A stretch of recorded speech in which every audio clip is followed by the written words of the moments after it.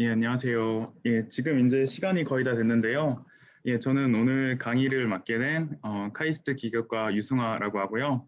예, 제 생각에는 지금 대부분 연말연시라서 바쁘시거나 휴가 중이실 텐데, 그래도 몇 분이 참석해 주셨는데, 참석해 주셔서 대단히 감사드립니다. 그리고 그 세미나를 초대해 주신 메릭 그 관계자분들께도 다시 한번 감사 인사를 드리겠습니다. 예, 그러면은 이제 그 시간이 한 1분 정도 남았는데, 슬슬 시작을 해도 될 것 같은데요. 예, 오늘 제가 말씀드릴 주제는 머신러닝을 이용한 복합재 분석과 설계 연구고요. 이 주제에 대해서 여기 오신 그 오디언스 분들 중에서 미케닉스 전공이 아니신 분들도 꽤 많으실 것 같아서 전반적으로 좀 연구 디테일보다는 그냥 큰 담론 그리고 프레임워크 같은 거 설명드리려고 노력을 하겠습니다. 그래서 우선 오버뷰를 해드릴 수 있다면은 예를 들어서 뭐 첫 번째로 여러분들께서 여기 오실 때 기대하셨던 게 아마 머신러닝을 이용한 물성치 뭐 예측이라던가 뭐 회귀 분석, 뭐 분류 이런 쪽을 생각하셨을 텐데요. 예, 당연히 그런 쪽에서도 머신러닝이 잘 활용이 될 수 있을 것 같고요. 그리고 이제 단순히 소재를 예측하고 학습하는 거를 떠나서 이거를 활용해서 최적화를 하고 소재를 설계하는 데 활용을 해야 되는데 소재 설계에 관해서도 저희가 이제 한 이쪽 연구를 한 2, 3년 정도 하다 보니까 약간 좀 어떤 식으로 분류를 해야겠다 하고 프레임워크를 생각해 놓은 게 있었습니다. 그래서 뭐 예를 들어서 뭐 복합재 조합을 최적화한다. 예를 들어서 뭐 3D 프린팅으로 두세 가지 소재를 되게 복잡한 형상으로 만들 수가 있는데 이렇게 조합하는 문제 같은 경우에 저희가 디자인해야 되는 그 설계 공간의 스페이스가 엄청 크다는 걸 알겠는데요.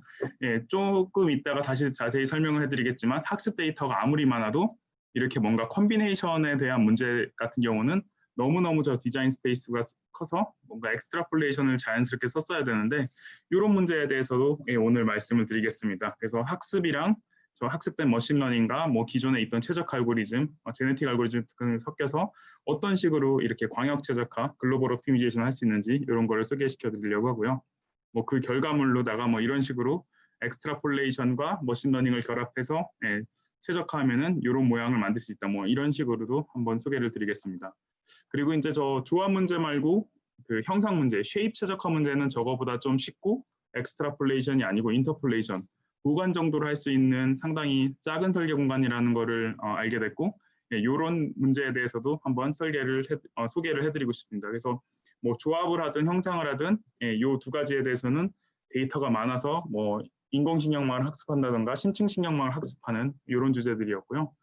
하지만 이제 연구를 하다 보면은 데이터 몇 천 개, 뭐 몇만 개씩 모을 수 있는 그런 딥러닝을 활용할 수 있는 데이터보다는 뭐 재료 시험 뭐 잘해봤자 30개 하는데 30개 재료 시험을 온도랑 습도랑 압력을 바꿔가면서 뭐 할 수 있는데 시간이랑 돈 때문에 뭐 1000개를 할 수는 없고요. 그럼 이때 재료 시험을 30개를 하는데 그냥 30개를 랜덤하게 하거나 뭐 똑같이 그리드를 줘서 하는 게 아니라 어떻게 해야지 좀 스마트하게 재료 시험을 하면서 최적화할 수 있을까 이런 고민도 할 수 있는데요. 요거에 대해서도 저희가 생각했던 것들에 대해서 공유해 드리도록 하겠습니다. 그래서 뭐 오늘 간단하게 연구실 소개를 짧게 하고요. 그 다음에 고체역학이나 미케닉스 전공 아니신 분들을 위해서 미케닉스에 대해서 그냥 빅픽처 설명해 드리고 머신러닝 빅픽처 약간 말씀드리고 그리고 이제 여기 복합재에서 미케닉스 측면에서 복합재의 그 설계 연구에 대해서 어떻게 머신러닝 활용할 수 있는지 말씀드리고 그 다음에 고체역학에서 끝나는 게 아니라 다른 디시플린이랑 어떻게 연결될 수 있는지 말씀드리면서 결론을 맺고 끝내도록 하겠습니다. 그래서 저희 연구실 소개를 드리면은 저는 원래 물리학과 졸업하고 나노역학을 하던 사람인데요. 나노역학 같은 경우에는 아무래도 상용화가 나노 소재 물질 갖고 로드 베어링 물질, 미케닉스 쪽으로는 활용이 조금 어려울 것 같아서 점점점 이제 스케일을 키워서 요즘에는 마크로 스케일 연구를 주로 하고 있고요. 연구하는 분야를 크게 5가지로 나눌 수가 있는데요. 첫 번째로 오늘 말씀드린 머신러닝을 활용해서 소재랑 구조를 어떤 식으로 디자인할지 요거에 대해서는 최근 한 2, 3년간 키우고 있는 주제고요. 자세하게 좀 이따 말씀드릴 거고요. 그 다음에 뭐 최근에 또 하고 있는 거는 한 최근 2년 새 하고 있는 거는 예를 들어서 소재가 있을 때 뭐 응력 변형률 커브 여기서 보이는 검은 커브에서는 전혀 소재의 손상이 안 보이는데 뭐 전기 전도도를 같이 측정한다던가 아니면은 뭐 온도를 측정한다던가 아니면 EIT라고 여러 군데서 전극을 박아서 측정을 하면은 이 미시균열을 응력 변형률에서 보이지 않아도 감지할 수 있겠다. 이런 연구를 하고 있고요. 그 다음에 이거는 전통적으로 저희 연구실에서 많이 했던 나노역학 분야 연구인데 뭐 나노역학이랑 그 큰 스케일 역학 합해서 뭐 나노스케일 소성이나 나노스케일 파괴역학 이런 거랑 라지 스케일이랑 섞는 이런 멀티 스케일 연구도 하고 있고요. 그다음에 네 번째로는 아마 이 부분에 대해서도 따로 톡을 한 30분에서 1시간 만들 수 있는데 뭐 실제로 복합제 같은 경우에는 많은 복합제가 입자 강화 복합제라든가 단섬유 강화 복합제인데 그런 거를 갖다가 연구를 할 때 얘를 갖다가 직접 FEM을 해갖고서는 요 메쉬를 짧게 잘라서 얘를 표현하는 것보다는 얘를 갖다가 RB라고 그 대표체적으로 바꿔서 하는 게 있는데요. 그런 것을 갖다가 이렇게 직접 시뮬레이션 안 하고 이론적으로 균질화 이론이라고 호모지니제이션 이론을 이용해서 활용하는 그런 연구에도 상당히 관심이 많은데 특히 이제 뭐 국내나 해외에서 나오는 많은 멀티스케일 복합제 연구에서 이 균질화 이론이 어디까지 적용되고 어디까지 적용 안 되는지 충분히 따져보지 않고 활용된 연구들이 되게 많아서 이 부분에 대해서도 저희 연구실의 지난 몇 년의 결과를 말씀드리면서 어떤 부분은 맞고 어떤 부분은 틀리고 어떤 부분까지 이 이론을 쓸 수 있고 이런 거에 대해서도 말씀을 드릴 수가 있을 것 같은데 이 부분은 오늘은 스킵하도록 하겠습니다. 그 외에 여러 가지 실험하는 그룹이랑 공동 연구를 하고 있고요. 그래서 첫 번째로 우선 고체 역학에 대해서 그냥 빅픽처에 대해서 간단하게 소개를 해드리고 시작을 하겠습니다. 그래서 이거는 제가 수업 때 많이 써먹는 그림인데요. 뭐 사실은 이제 뭐 일반 물리 시간에는 이 힘과 디스플레이스먼트 두 가지의 관계만 배우다가 실제로 고체 역학에 가면서 스트레스, 그러니까 그 노멀라이즈된 힘에 대해서 공부를 하고 스트레인, 이거는 노멀라이즈된 디스플레이스먼트에 대해서 공부하고 노멀라이즈된 힘과 노멀라이즈된 변이에 대해서 이 관계는 재료 물성이 주어지고 그래서 기본적으로 이런 식의 수학적인 프레임워크를 배우는 게 고체 역학인데 뭐 여기 나오는 텐서 이런 거를 다 접어두고 제 생각에는 궁극적으로는 두 가지 하려고 고체 역학을 하는 것 같습니다. 신뢰성 있는 디자인. 저희가 계산했던 맥시멈 응력이 재료의 강도보다는 작아야 되니까 이런 거를 할 수 있는 디자인을 할 수 있기 위해서 고체 역학을 공부하고 그 다음에 변형을 예측하고 힘을 이만큼 줬을 때 이런 모양으로 줬을 때 얼만큼 변할지 이런 거에 대해서 하는 게 고체 역학인 것 같고요. 그래서 여러 가지 연구 타겟에 대해서 생각을 해봤는데 첫 번째에 대해서는 뭐 가벼우면서도 우수한 강성 강도 이런 거를 갖기 위한 소재를 그러니까 아주 오래전부터 개발했었고 뭐 삼국시대 때 저희 청동기 때는 저희 조상들이 구리에다가 주석을 넣으면은 디슬로케이션이 안 움직이니까 구리가 단단해지는구나 뭐 이런 식으로까지는 몰랐겠지만 다 그런 식의 연구를 예전에 많이 했었고 무기에도 썼었고 그 다음에 소재 개발에 활용됐었고요. 최근에는 뭐 철근 콘크리트라든가 탄소복합재라든가 유연소자, 다원소합금 좀 더 이런 그 물성을 가벼우면서도 좋은 우수한 기계적 특성을 갖고 있는 그런 물성 연구로도 이게 많이 발전이 된 것 같습니다. 그리고 두 번째로는 이제 정확한 측정 방법 개발하고 구조 파괴를 예측하고 이런 것도 이제 그 소재랑 구조의 신뢰성 예측이 중요한데요. 예를 들어 정확한 측정 방법이 중요한 이유는 예를 들어서 금속이라는 대부분 금속에서 이 모듈러스가 한 100기가파스칼 정도 되는데요. 사실은 이게 굉장히 큰 그 탄성 물성이라서 뭐 100메가파스칼 정도의 응력에 한 0.1% 변형합니다. 근데 사실 100메가파스칼이라고 해도 바다 1000m가 10메가파스칼이니까 바다에서 한 10,000m 정도 가야지 100메가파스칼인데 그 정도에서 고작 0.1% 변형하니까 이렇게 아주 정교하게 측정하는 방법도 당연히 필요하고 최근에 각광받는 유연소자 같은 경우는 뭐 500%씩 변형하니까 이런 500%씩까지 변형하는 거는 뭐 폴리머랑 나노물질 복합재를 이용해서 센서를 만들고 하는데요. 이런 거에 대해서도 정확한 측정 방법이나 구조 파괴를 예측하는 것도 되게 큰 분야 중에 하나라고 생각할 수 있습니다. 그리고 이제 컴퓨터 발달하면서 많이 했던 거는 빠르고 정확하게 컴퓨터 시뮬레이션 개발하던 거 60, 70년대 FEM 기반 다 만들어져서 지금은 상용 툴로 다 나와서 아바쿠스나 콤솔 이런 걸로 잘 쓸 수 있고요. 그다음에 이제 21세기 들어서 많이 했던 거는 이 나노 스케일부터 큰 스케일까지 멀티 스케일로다가 각각의 시뮬레이션을 엮는 연구 이런 걸 많이 했는데 이 연구도 저도 많이 했지만 사실은 이 연구들의 한계는 이런 데서 시뮬레이션 하는 것들이 전부 다 이제 뭐 데이터가 다 정확하고 그런 게 아니라 뭐 양자역학 계산해봤자 DFT라는 것도 결국은 슈레딩거 방식 근사해서 푸는 거고 이거를 스케일을 업해서 올리고 올려봤자 이 각각의 계산에서 축적된 에러들이 계속 프로파게이션 하기 때문에 이 방법이 어떤 물리적인 관점에서는 꽤 좋았지만 설계 관점에서는 좀 아쉬웠고 이런 부분이 있었고요. 이렇게 컴퓨터 시뮬레이션 기법 개발하고 빨리 응력 분포 예측하고 파괴 예측하고 이런 것도 있었고 최근에는 요거를 좀 넘어서서 데이터 기반으로 하는 이런 식의 연구가 발전되고 있다고 생각을 할 수가 있을 것 같습니다. 그래서 요새 뭐 사람들이 한 3, 4년 동안에 많이 하는 게 지금 머신러닝이 막 유행하고 GPU 뜨고 이러니까 머신러닝과 빅데이터를 이용해서 고체 역학을 해보자 이런 연구들이 많아지고 저희 연구실에서도 당연히 요거를 활용해서 저희 연구에 접목하는 그런 거를 하고 있습니다.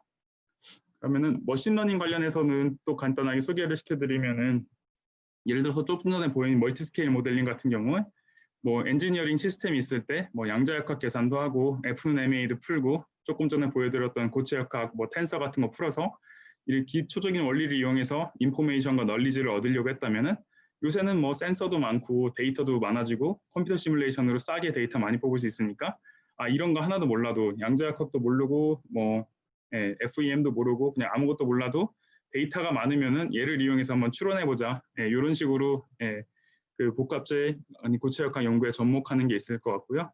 그래서 이렇게 아날리티컬 모델 대신에 컴퓨터 모델링이나 아니면은 뭔가 또 다른 실험으로다가 데이터 모아서 어떻게 인포메이션을 만들고 설계를 하고 그런 거를 과정하는 동안에 뭐 회귀 분석이나 분류 쪽으로 활용하는 그런 연구들이 많아지고 있습니다. 그래서 뭐 머신러닝 뭐 사람들이 많이 얘기하지만 먼저 짧게 말씀드리면은 뭐 지도학습이라는 게 있고 뭐 비지도학습이라는 게 있는데 지도학습에서는 정답을 가르쳐주면서 트레이닝하는 거고 예를 들어서 뭐 소재 구조가 이렇고 그거를 구성하는 물질이 어떨 때 뭐 그 광학적 물성은 어떻고 기계적 물성은 어떻고 이런 거를 학습하는 게 뭐 지도학습이라고 할 수 있고요. 그냥 뭐 소재 구조만 던져주고 이 중에서 어떤 게 제일 쉽게 부서질 것 같은지 이 중에서 어떤 게 그 좀 다른 구조를 갖고 있을 것인지 정답 없이 알려달라고 하는 게 뭐 비지도 학습이 될 테고 이런 그 여러 가지에 대해서 당연히 그 연구에 많이 적용될 거고요. 오늘 소개시켜드리는 연구에서도 회귀 분석이라든가 여기 들어있는 뭐 디멘전 리덕션 같은 거를 활용해서 저희가 원하는 복합점물성을 예측하고 최적화하는 데 활용하는 방법에 대해서 간략하게 소개시켜드리고자 합니다. 그래서 뭐 대부분의 일반적인 머신러닝 같은 경우는 이런 식으로 뭔가 인풋이 있을 때 아웃풋을 예측하는데 거기에 들어가는 뭐 중요한 피처들이 뭔지 사람이 알려주는 게 그냥 일반적인 딥러닝이 나오기 전에 머신러닝이었고요. 예를 들어서 뭐 최근에 뭐 부동산이 여러 가지 사람들에게 많이 주목을 받고 있는데 예를 들어서 뭐 이런 기존의 머신러닝 같은 경우는 뭐 직주 근접이 중요하다, 뭐 학군이 중요하다 이런 식으로 피처를 알려주면서 집값이 이런 피처에 의해서 어떤 함수인지 이런 게 알려주는 게 일반적인 머신러닝이 얘가 될 것 같고요. 딥러닝 같은 경우는 이제 저것조차 귀찮아서 데이터가 엄청나게 많으면은 뭐 직주근접이니 뭐 그런 얘기들 안 해주고도 학군이니 얘기 안 해주고도 데이터만 수없이 많이 넣었을 때 이게 데이터가 연관성이 있든 없든 이 뉴럴 네트워크 안에서 얘가 알아서 피처 익스트랙션까지 맡기는 거를 그냥 딥러닝이라고 생각을 하시면 될 것 같습니다. 그래서 제가 이거를 갖다가 생각을 해봤는데요. 한 15년 전만 해도 아마 최근에 기사가 난 것 같은데 무슨 LG에서 AI 연구소 만들고 거기 소장으로 오신 그 이용락 교수라는 분이 제 대학원 때 옆집에 살던 그 분이었는데요. 그분이 처음으로 머신러닝 연구할 때만 해도 사실은 이게 소수의 CS 대학원생 연구 주제였고 알고리즘 개발이든 코딩을 다 직접 해야 돼서 상당히 장벽이 높았던 것 같은데요. 최근에는 뭐 텐서플로우나 매틀랩에 무료로 소스 코드가 많이 풀리고 머신러닝 학회에서 그냥 발표가 되면은 바로바로 텐서플로우나 매틀랩에 임플멘트가 되기 때문에 머신러닝 자체는 그냥 약간 매틀랩 쓰듯이 쓸 수 있는 표준화된 툴로 바뀌고 있는 것 같고 진입 장벽도 되게 낮은 것 같습니다. 그래서 이 앤드류 교수님 말씀이 맞는 것 같은데요. 이제 새로운 전기 같은 거라고 생각하는데 20세기에 전기는 항상 누구에게 있었고 누구는 일론 머스크처럼 전기차 만들어서 큰 돈을 벌고 누구는 그냥 전기 갖고 뭐 전등만 켜고 이러는 건데요. 머신러닝도 그렇게 된 것 같습니다. 이제 누구나 쓸 수 있는 툴이 된 것 같은데 어떤 사람은 머신러닝 갖다가 연구에 잘 활용해서 부가가치를 창출할 것 같고 어떤 사람은 그냥 저게 있나 보다 하면서 그냥 수업용으로만 쓰거나 이런 식으로 될 것 같습니다. 그래서 이런 식으로 어쨌든 기본적으로 이 머신러닝이라는 툴이 진입장벽이 엄청 낮아져서 모두가 쓸 수 있으니까 뭐 추가적인 실험이나 시뮬레이션 없이 뭔가를 훈련을 해놓으면은 인공신경망이든 머신러닝 모델이든 훈련해 놓으면은 네, 바로바로 물성치가 뭔지 예측이 가능하니까 이걸로 학습도 하고 최적화도 하고 설계도 하고 네, 이런 식으로 활용해 보겠다는 게 저희 연구실이나 많은 분들의 이런 관점인 것 같고요. 네, 제 생각에는 네, 기존의 AI 전문가는 방법론은 좋은 건 알고 있는데 예를 들어서 뭐 고체역학 분야나 유체역학 분야나 아니면 광학 분야에서 무슨 문제가 중요한지 잘 모르시고 그 머신러닝을 모르면은 기존에 쓰던 그런 방법만 쓸 수 있으니까 기존의 전공 지식도 잘 알고 여기에다가 AI가 이미 오픈 소스로 풀리고 있고 진입장벽은 거의 없어진 수준이기 때문에 이거를 합칠 수 있는 전문가가 되고자 하는 게 저희 연구실의 바람이고 저희가 이제 나름 수업을 할 때 강조를 하고 있는 점들이라서 여러분들에게 공유를 해드리고 싶습니다. 그래서 이제 여러 가지 초반 소개를 다 말씀드렸고 고체역학, 그래서 복합재 연구를 미케닉스 관점에서 할 때 머신러닝을 어떤 식으로 활용했는지 그거에 대해서 소개를 한번 해드리겠습니다. 그래서 뭐 복합재의 중요성에 대해서 말씀을 드리면은 복합재 같은 경우에 이제 상대적으로 세월이 가면 갈수록 더 중요성이 좋아지고 있고 뭐 간단하게 말씀드리면은 현저하게 다른 물성치를 가진 두 가지 이상 재료를 결합해서 뭐 단일 재료의 장단점을 보완하는 거라고 생각하고 예를 들어서 뭐 항공기라든가 자동차라든가 선박이라든가 건물에 복합재는 점점점 많이 쓰이고 있고요. 예를 들어서 뭐 최근에 나와 있는 아마 보잉 787 드림라이너를 타보신 분들은 예전에 타던 747과 비교해서 이게 상대적으로 습도도 높고 괜찮다고 느껴질 수가 있는데 옛날에 이제 747 탈 때는 이게 동체가 알루미늄 같은 걸로 돼 있어서 습도를 못 높였기 때문에 되게 건조하고 힘들었는데 최근에 만든 드림라이너 같은 경우는 탄소복합재 쓸 수 있고 탄소복합재 같은 경우는 습도가 좀 더 높아도 그 패티그나 이런 거 물성 약화되는데 별로 지장이 없어서 조금 더 쾌적하게 탈 수 있고 연료 효율도 좋아지고 이런 장점이 있는 것 같습니다. 그래서 뭐 복합재 같은 경우는 상대적으로 되게 많이 쓰이고 있다고 생각이 되고요. 그래서 뭐 이 중에서 저희가 최근에 주목했던 거는 이제 3D 프린팅 같은 경우에 소재를 적층해서 여러 가지 물질을 만드는데 되게 복잡한 형상도 만들 수 있고 그리고 되게 복잡한 소재 조합도 만들 수 있고 이런 것들이 나오기 때문에 이 3D 프린팅 같은 경우에 디자인 스페이스가 엄청나게 넓겠다. 기존에 뭐 몇 가지 테스트만 해보던 게 아니라 소재의 컨비네이션이랑 그 쉐입을 갖다가 같이 최적화하는 문제가 될 거고 요거에 대해서 재미있는 연구 주제가 될 것 같아서 연구를 시작하게 됐습니다. 그래서 기존 복합재 설계 방식의 한계점에 대해서 생각을 해봤는데요. 뭐 역시 이것도 오픈 소스 코드나 아니면 상용 코드에 다 나와 있는데 미상 최적화나 형상 최적화 이런 거 같은 경우에 저희가 봤을 때는 굉장히 좋은 방법이긴 하지만 재료 파괴라든가 아니면 비선형 리스판스 같은 거 이런 거에서는 사실 미상 최적화 방법을 적용하기가 어렵고 또 목적 함수가 굉장히 복잡하면 이것도 역시 저게 토폴로지 옵티미제이션 활용이 어렵다고 생각되고요. 그 다음에 21세기 초반에 2000년, 2003년, 4년부터 바이오 인스파이어드 공학이 되게 유행해서 한 20년간 많은 논문들이 양산이 됐지만 사실은 그 인더스트리랑 그 네이처 환경도 다르고 이런 생체 그 재료 같은 경우는 미시구조 너무 복잡하고 그리고 대부분은 특정 하중 조건에 대해서만 최적화가 되어 있기 때문에 우리가 원하는 하중 조건에 대해서 그 훌륭한 그런 미시구조를 찾는 건 어렵다고 생각이 됐었고요.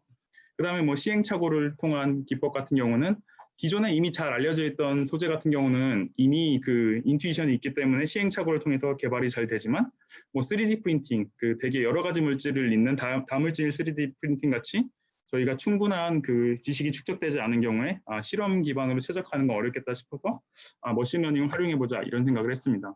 그래서 머신러닝 생각을 해보면은 사람 얼굴처럼 되게 복잡한 패턴도 잘 학습을 하고 그 다음에 되게 복잡한 컨비네이션도 학습해서 알파고도 만드니까 이거 3D 프린팅 생각해보면은 쉐입도 복잡할 수 있고 이 물질 컨비네이션도 복잡할 수 있으니까 모델링 기법 개발하고 데이터 만들어서 그 뭔가 최적화에 활용해보고 그 다음에 고체역학이랑 다른 피직스의 그 애널로지를 활용해서 다물리 현상을 확장해보자 이런 식으로 해서 연구 프레임워크를 짰었습니다.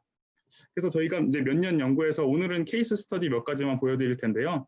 이거를 생각해 보니까 그 머신러닝을 그냥 적용하면 안 되고 디자인 스페이스, 설계 공간이 얼마나 큰지도 한번 따져봐야 되고 그 다음에 내가 갖고 있는 데이터가 또 얼마나 큰지 이것도 따져봐야 될 것 같습니다. 데이터가 뭐 한 뭐 1000개에서 뭐 몇만 개씩 막 모을 수 있는 그런 경우 같은 경우는 데이터셋을 써서 뭐 심층 신경망이나 이런 걸로 학습은 잘 되는데 학습을 한 다음에 학습에서 끝나면 사실 연구의 의의가 많이 감퇴가 되고 학습된 그런 인공식량망을 활용해서 뭔가 설계를 해야 되는데 설계할 때 한 두 가지로 설계 공간이 너무 크면은 엑스트라폴레이션을 해야 되는 경우가 있고 설계 공간 작으면은 그냥 인터폴레이션으로 끝나는 경우가 있는데 이게 소재 조합 최적화나 소재 형상 최적화가 각각 이런 문제였던 것 같고요.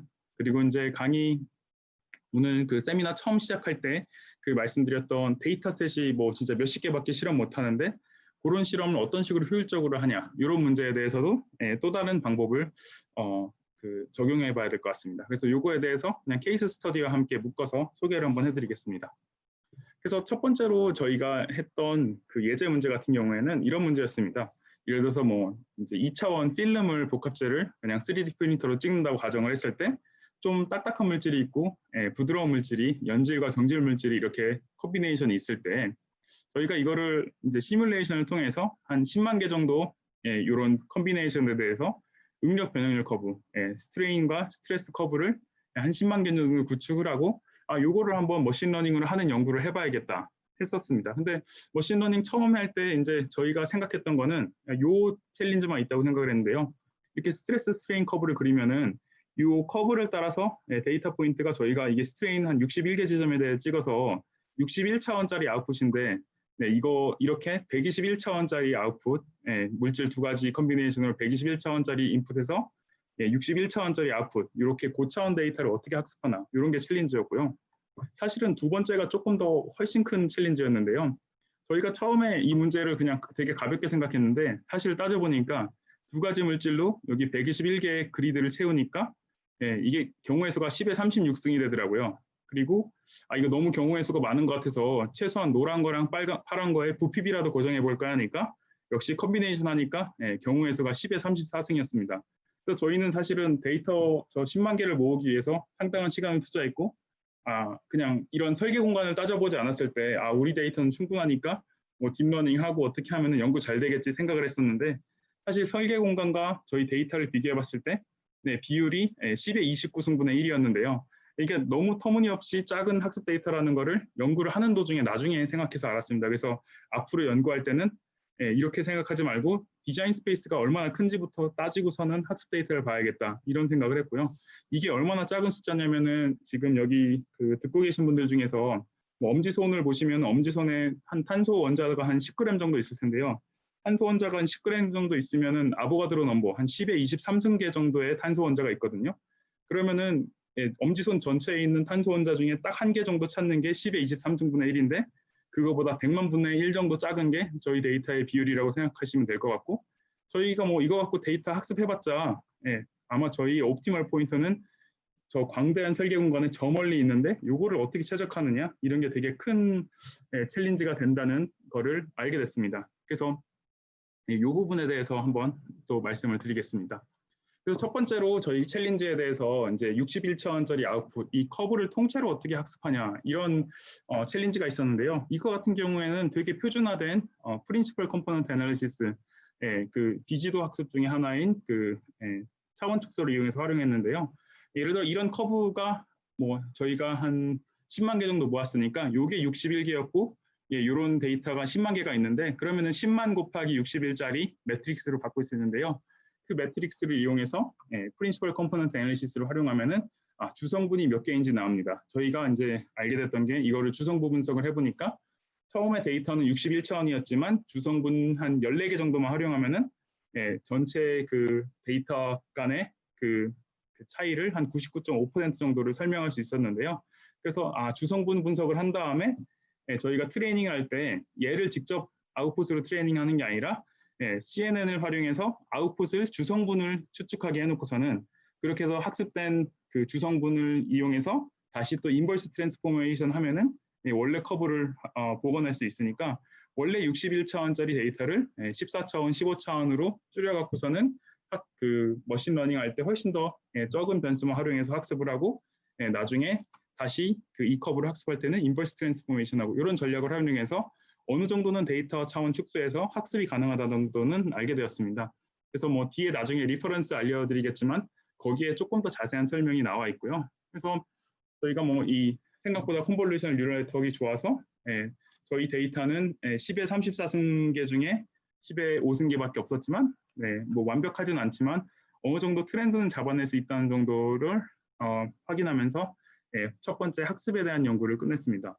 근데 이제 학습에 대한 연구를 끝내고 나니까 학습 다 좋은데 그 10의 34승계 설계 공간에서 학습 10의 5승에 대해 학습 잘했는데 과연 옵티멀한 그 소재 구성은 어떨까 이거에 대해서 퀘스천을 했는데요. 그래서 저희가 이 부분에 대해서 한번 생각을 해본 게 머신러닝 했을 때 어쨌든 설계 공간에 비해서 터무니없이 작은 데이터지만 어느 정도 엑스트라폴레이션 가능성이 있을까 해서 저희가 했던 건 이런 거였습니다. 실제 저희가 데이터 모았을 때 뭐 강성이 0부터 한 500까지 정도가 있었는데요. 그 중에서 좀 랭킹이 낮은 친구들로 머신러닝을 학습하고 그 다음에 랭킹이 높았던 친구들에 대해서 실제 저희가 예측해 보니까 예측이 잘 되나 테스트를 해봤습니다. 그러니까 보면은 예측이랑 강성이랑 점점 좀 달라지는데요. 저희가 이제 예를 들어 400까지 그 훈련을 했으면은 그 위에는 좀 더 잘 맞을 거고 300까지 훈련했으면 위에 좀 더 잘 맞을 텐데 어쨌든 결론적으로는 사실 저희가 최적화를 하려고 하면은 요 윗단에 있는 부분 강성이 좋거나 강도가 좋은 부분들에 대해서 예측 정확도가 좋아야 되는데 트렌드는 맞추되 절대값은 맞출 수가 없구나. 왜냐하면 데이터가 설계 공간에 너무 작으니까 이 문제를 어떻게 극복하지? 요거에 대해 생각을 했고요. 저희가 이제 인공신경을 엑스트라폴레이션을 조금씩 늘려가면서 하는 전략을 개발했는데요.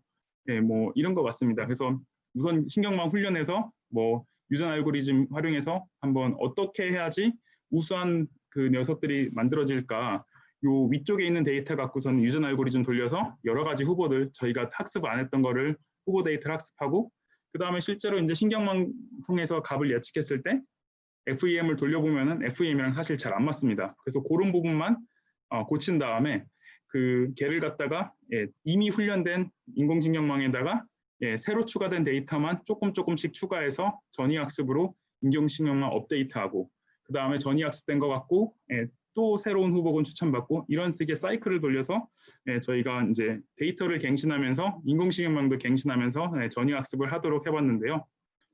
이거를 조금 더 스키매틱으로 그리면 이렇습니다.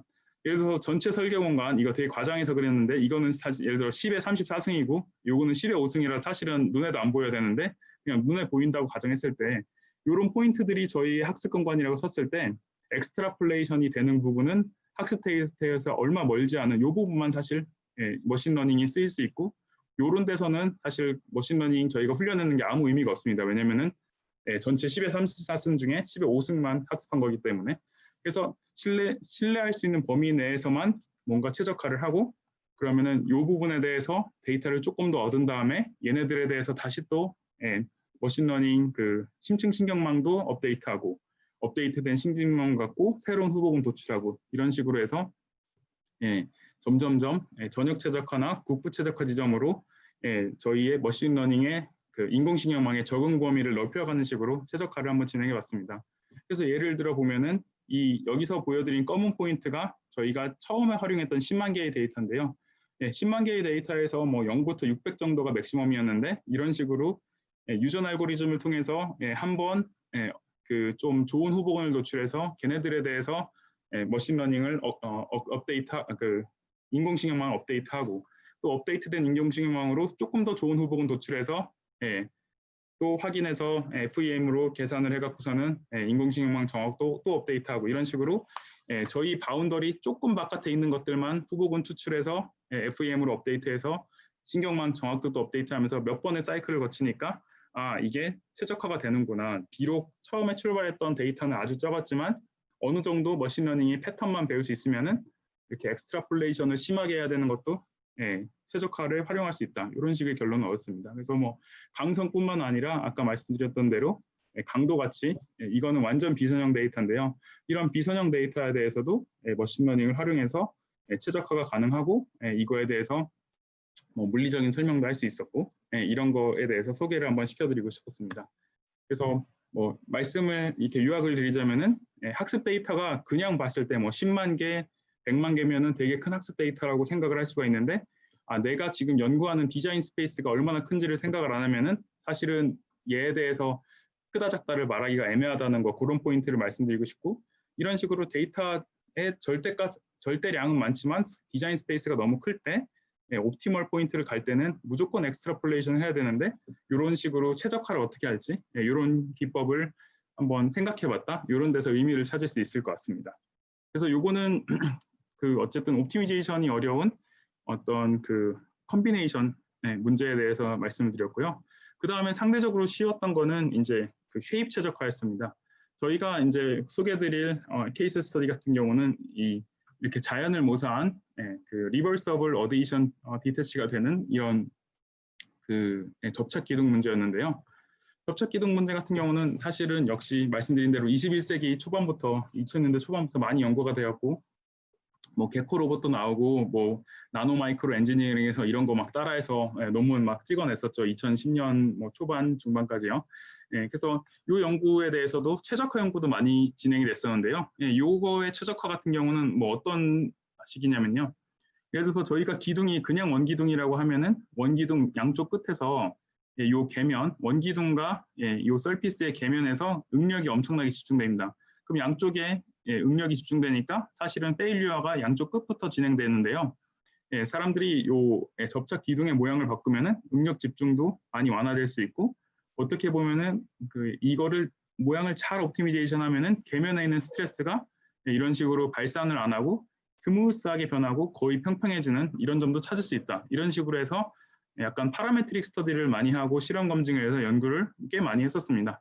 그래서 어쨌든 이런 거를 찾는 문제에 대해서도 머신러닝으로 해보자 이런 식으로 해서 저희 학생이 이거를 풀었었고요. 기존 방법의 한계는 뭐 아까 말씀드렸다시피 파라메트릭 커브를 활용한 게 되게 많았다는 거. 예를 들어서 이런 식으로 접착 기둥의 모양을 따지는데 뭐 아마 이런 식의 다항식 폼이겠지. 아마 이런 식의 뭐 9의 일부의 형상이겠지. 이런 식으로 해서 여기 모르는 파라미터 A1, A2 아니면 모르는 파라미터 D, E 뭐 이런 것들에 대해서 막 튜닝을 하면서 아마 이렇게 이것들을 조절하다 보면 최적이 발생한다. 최적 포인트를 찾을 수 있다. 이런 식의 파라메트릭 옵티미제이션이었는데요. 이 연구에서는 조금 더 활용해 본 게 이제 뭐 컴퓨터 그래픽스에서 베지어 커브라는 걸 활용하는데요. 공간에다가 점을 막 뿌린 다음에 이 점끼리 스무스하게 연결하는 이런 커브, 스무스한 커브 만드는 그런 기법이 있는데 그래서 저런 식으로 무슨 함수의 형상이 있는 게 아니라 임의의 공간에다 점수를 뿌려갖고서는 점들을 뿌려서 이렇게 스무스한 커브를 만드는 걸로 저희가 인풋, 그러니까 접착 기둥 형상을 만들고 여기서 나오는 계면 분포에 대해서 학습을 해서 최적화를 해봤습니다. 그래서 인풋 같은 경우는 저희가 요거의 형상들을 이런 식으로 뭐 20만 개를 만들었고요. 그리고 아웃풋은 이 형상들에서 나온 요 계면 응력 분포, 여기 나와 있는 요 검은 것들을 갖다 아웃풋을 해서 조금 전에 말씀드린 대로 훈련을 했고 이렇게 학습을 한 다음에 학습된 것 중에 이 출력을 할 때 이런 식으로 응력 집중점이 없고 최대한 이게 플랫한 거를 골라낼 수가 있었습니다. 그래서 뭐 최적화된 접착 기둥 모양은 나중에 이렇게 됐었고요. 그래서 저거 같은 경우는 저희가 이제 느꼈던 게 이 문제 같은 경우는 설계 공간이 훨씬 적은데요. 설계 공간이 이거였을 때 여기서 이제 요 커브 쉐입을 결정하는 문제였는데 이게 그 직관적으로 아까 그 뭐 설명드렸던 컨비네이션보다 훨씬 더 설계 측면에서 디자인 스페이스가 작은 게 예를 들어서 이 설계 공간을 따졌을 때 요 속에는 전부 다 1을 넣고 요 밖에는 0을 넣고 이런 컨비네이션 문제랑 마찬가지인데요. 컨비네이션 문제가 아까처럼 완전히 1010을 랜덤하게 섞는 문제가 있고 이것처럼 1은 1끼리 묶고 이 바깥은 0은 0끼리 묶어서 뭔가 도메인이 나와진 문제가 있을 때 이 문제가 설계 공간이 작고 이렇게 설계 공간이 작은 문제 같은 경우는 데이터를 충분히 하면은 어느 정도 머신러닝이 전체 설계 공간을 커버해서 최적화하는 데 문제가 없었다. 이런 식으로 해서 한번 그 의의랑 왜 이 문제는 엑스트라폴레이션 복잡하게 안 하고 인터폴레이션만으로 쉽게 최적을 찾을 수 있었는지 그거에 대해 설명드릴 수 있을 것 같습니다. 그래서 요약드리자면 이런 논 파라메트릭한 형상에서 인터폴레이션 활용해서 그 훈련된 그 인공신경망으로 최적화에 적용할 수 있었다. 이렇게 말씀드릴 수 있을 것 같습니다. 그리고 실험을 통한 최적화 검증 같은 경우도 이건 토론토 대학이랑 하고 있는데요. 이렇게 그 기둥이 하나씩만 있는 게 아니라 여러 개의 어레이가 있을 때 얘네들의 실제로 어데이션 특성 같은 것도 한번 실험으로 검증해서 공동 연구를 진행하고 있습니다. 그 다음에 이제 세 번째로 말씀드릴 케이스 스터디는 지금까지는 어쨌든 데이터가 뭐 몇천 개에서 몇만 개, 뭐 몇십만 개씩 있어서 뭐 인공신경만, 심층신경만 써서 할 수가 있었는데 실제로 많은 경우에 시뮬레이션 정확도가 너무 안 좋거나 아니면은 실제로 실험으로만 다 해야 되고 아니면은 시뮬레이션 정확도는 되게 좋은데 시뮬레이션 한 번에 뭐 15일씩 걸리고 뭐 3주씩 걸리고 이럴 때 그렇게 시간과 돈이 많이 드는 시뮬레이션이나 실험으로 데이터를 잘 뽑아야 30개 뽑는데 그 30번을 정말 최적이랑 상관없는 이상한 데서 하면은 뭔가 낭비하는 기분이 들고 그거를 스마트하게 하는 방법에 대해서 생각을 해봤는데요. 그래서 저희가 지금 말씀드릴 그 케이스 스터디 같은 경우는 뭐 여러분들께서 나중에 적용하실 때 이거를 뭐 온도, 습도, 압력 바꾸기 뭐 이런 식으로 공정 조건을 바꾸셔도 되고 하는데 요거는 그냥 좀 비주얼리제이션이 잘 되게 저희가 모양 바꾸는 문제로 또 해왔습니다. 그래서 아까 소개시켜드렸던 이런 자연모사 복합재 같은 경우에 이 생체 재료 같은 경우에 자가 조립, 셀프 어셈블리로 돼서 이런 식으로 약간 피리오딕하고 규칙적인 미시 구조를 갖는 경우가 많은데요. 이런 식의 뭐 전복 껍데기를 모사한 그 복합재 같은 경우에 뭐 이거를 이 모양을 정의하는 매개 변수가 한 3개 정도, 4개 정도밖에 없습니다. 이 중에 대해서 저희가 종횡비랑 두께비를 갖다가 막 튜닝을 하면서 전부 다 실험으로만 얘의 터프니스가 제일 그 좋은 이 조합은 어떤지 찾는 케이스 스터디를 보여드릴 건데요. 그거에 대해서 저희가 썼던 거는 이제 가우시안 프로세스 회귀라는 방법이었는데 예를 들어서 데이터가 이렇게 이 파란 점 하나, 둘, 셋, 4개가 있을 때 단순히 얘네들의 그 인터폴레이션만 하는 게 아니라 얘네들이 정확도, 신뢰 구간에 대한 수식과 베리언스에 대한 예측까지 가능해서 어떤 부분에 다음 실험을 하면은 이 X가 모양을 나타내는 거고 Y가 뭐 물성인데 다음 포인트는 어떤 점에서 실험을 해야지 그 개선 확률, 물성 개선 확률이 높은지 이런 걸 추천해 주는 걸로 산업공학과에서 많이 개발했던 거를 활용할 수 있다는 거를 알게 되었습니다. 그래서 뭐 저희가 했던 거는 뭐 이런 거였는데요. 종횡비랑 두께비 처음에 한 10몇 개에 대해서 종횡비랑 두께비를 이런 식으로 랜덤하게 뭐 라틴 하이퍼큐브라는 방법으로 공간상에 뿌려놓고요. 실제 여기에 해당하는 다양한 그 모양을 가진 그 소재를 갖다가 3D 프린팅으로 찍어서 이렇게 찍은 것 갖고 데이터를 확보하면은 요 14가지 조합에 대해서 저희의 터프니스 모듈러스의 데이터를 얻을 수 있습니다. 그럼 이렇게 얻은 데이터 갖고서는 GPR 시뮬레이션을 돌리면은 그러면은 어떤 점에서 다음 실험을 하면은 최대 개선 확률이 있겠다 해서 요거를 또 실험을 추가해 갖고서는 물성을 얻고 이렇게 얻은 물성을 다시 또 그 회귀 분석을 하면은 다음 실험은 어디선가 하면은 더 인성이 좋아지겠다. 이런 식으로 해서 예를 들어서 데이터를 뽑는데 한 번 할 때마다 그 소재 만들고 실험하는데 시간과 돈이 드니까 한 번의 실험과 이런 거를 귀하게 할 수 있게 하는 이런 프레임워크를 한번 사용을 해봤고요. 실제로 이런 거를 몇 번을 반복하다 보면은 내가 두께비랑 종횡비를 바꿀 때 어떤 식으로 물성이 변하는지 이렇게 2차원 맵도 얻을 수 있고 점점점 최적에 접근해가는 것을 알 수 있습니다. 그래서 뭐 GPR을 통해서 여러 번 왔다 갔다 하다가 최대 인성이 어떤 그 미시 구조에서 최적이 될지 이런 거를 찾아서 실험으로 검증하고 이런 연구를 했었습니다. 그래서 성과를 요약시켜 드리면은 그러니까 저희가 이제 데이터셋이 큰지 작은지 그래서 이때는 뭐 심층 신경망 써도 되고 뭐 중간 데이터 같은 경우는 그냥 뭐 SVM 서포트 벡터 마스킹 같은 거 아니면 랜덤 포레스트 같은 레그레션 쓰고 그다음에 데이터셋이 정말 작은 게 같은 경우는 좀 전에 말씀드린 GPR 같은 거 쓰는 이런 식으로 분류를 한번 하고 그 다음에 또 설계 공간, 디자인 스페이스가 데이터 수에 비해서 얼마나 많냐에 따라서 엑스트라폴레이션이 필요한 경우, 인터폴레이션만으로도 최적화가 되는 경우 이런 식으로 잘 체계적으로 나눠서 최적화를 할 수 있다는 프레임워크에 대해서 보여드렸습니다.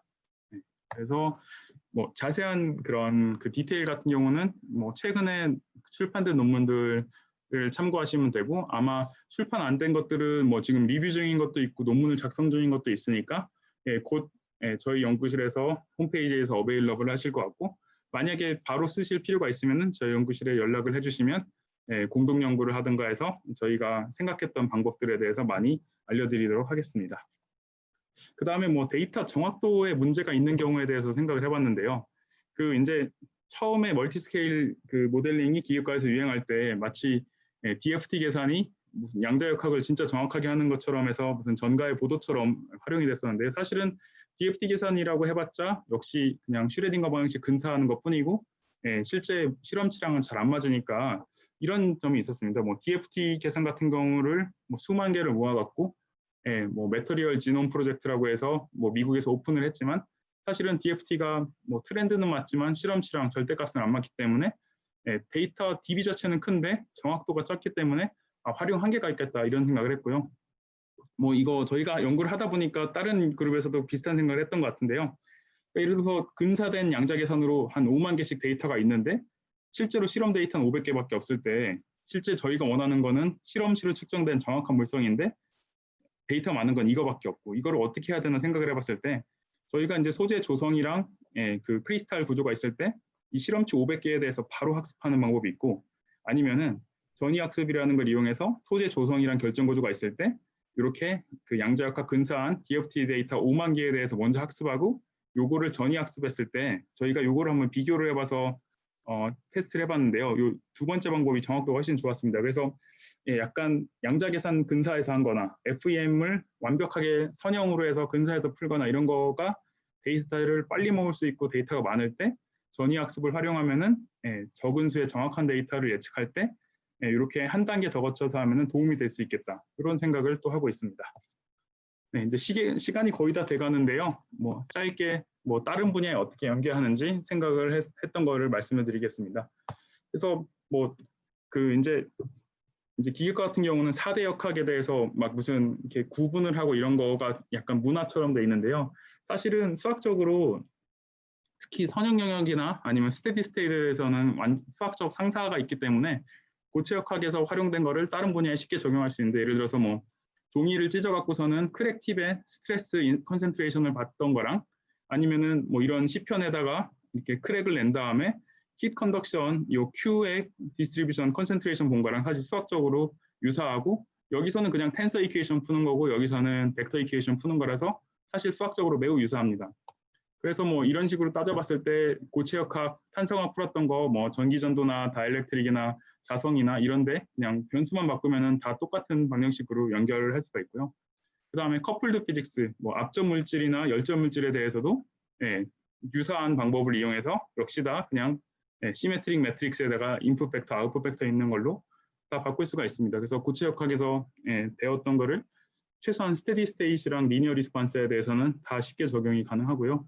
그래서 뭐 저희 같은 경우에는 좀 전에 했던 이런 엑스트라폴레이션 방법은 복합 열전 발전기의 전력과 효율을 최적화하는 문제, 이런 컨비네이션 문제에 적용하고 있고 소재 형상 최적화 같은 경우는 메타머티리얼 갖고서는 무슨 그 물전류 그레디언트가 있는 렌즈를 만들 때 이런 구멍의 형상 최적화하는 문제에 적용하고 있고 그다음에 뭐 이 소재 구조 최적화 아까 GPR 같은 경우는 뭐 토론토대 연구실이랑 뭐 사출 공정에 있는 그 공정 최적화 조건을 어떻게 할지 이런 거에 대해서 확장을 해보고 있습니다. 뭐 시간이 지금 40분을 지나가서 뭐 그냥 간단하게 말씀드리면은 예를 들어서 뭐 열전 물질 같은 경우에 어떤 물질은 온도가 낮을 때 열전 효율이 좋고 어떤 물질은 온도가 높을 때 효율이 좋은데 이런 식으로 멀티 매터리얼 스태킹해서 최적화하는 문제에 적용해서 뭐 전기현 유병기 박사님이랑 그 저희가 했던 알고리즘을 적용해서 연구를 하고 있고 이거는 뭐 표준연이랑 김미수 박사님이랑 하는 건데 뭐 아까 말씀드린 대로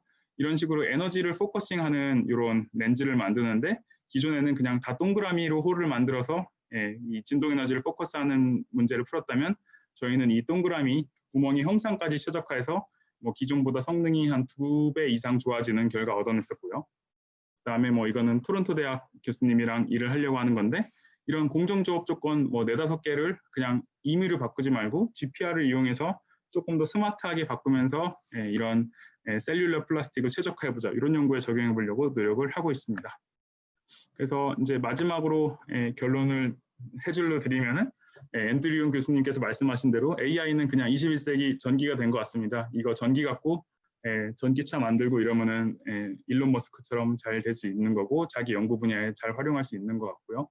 그다음에 두 번째로 뭐 고체역학, 재료역학 분야에서 뭐 복합재 특성 최적화랑 파괴 예측에 잘 적용이 가능할 것 같고 세 번째로 또 말씀을 드리면은 고체역학에 대해서 잘 적용을 해봤으면 다양한 물리 현상이나 다양한 시스템에 대해서 수학적 상사성 같은 거 생각해 보면서 확장할 수 있겠다라고 결론을 드릴 수 있을 것 같습니다. 그러면은 지금 딱 42분 정도가 지났는데요. 여기까지 해서 발표를 마치고 혹시 질문 사항이라던가 뭐 여러 가지 코멘트가 있으시면은 감사하게 받도록 하겠습니다. 발표 들어주셔서 감사합니다.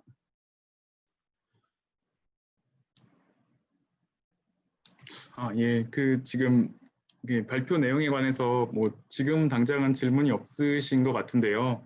혹시라도 나중에 뭐 의문점이 생기시거나 코멘트가 있으시면은 저한테 이메일을 보내주시면은 최대한 성심성의껏 대답을 해드리겠습니다.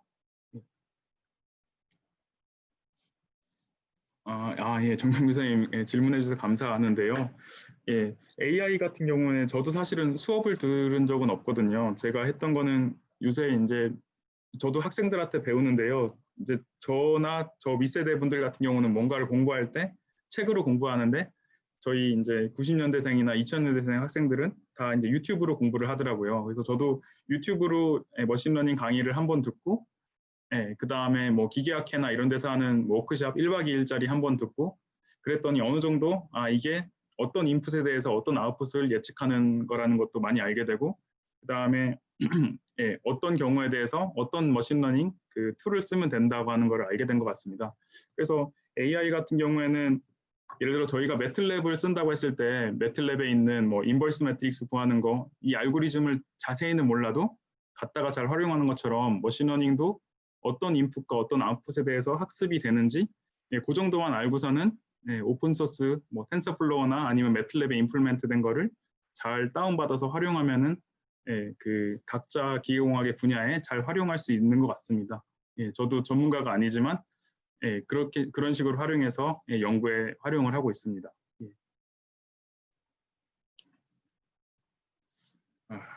발표를 너무 빨리 해서 질문이 없으신 것 같기도 한데요. 그래도 아무튼 나중에라도 질문이 생기시면은 이메일이나 편하게 연락을 해주시면은 제가 나름대로 대답도 해드리고 관련 논문도 보내드리도록 하겠습니다. 그러면은 여기서 발표를 정리하면 될까요? 네, 알겠습니다. 감사합니다. 네.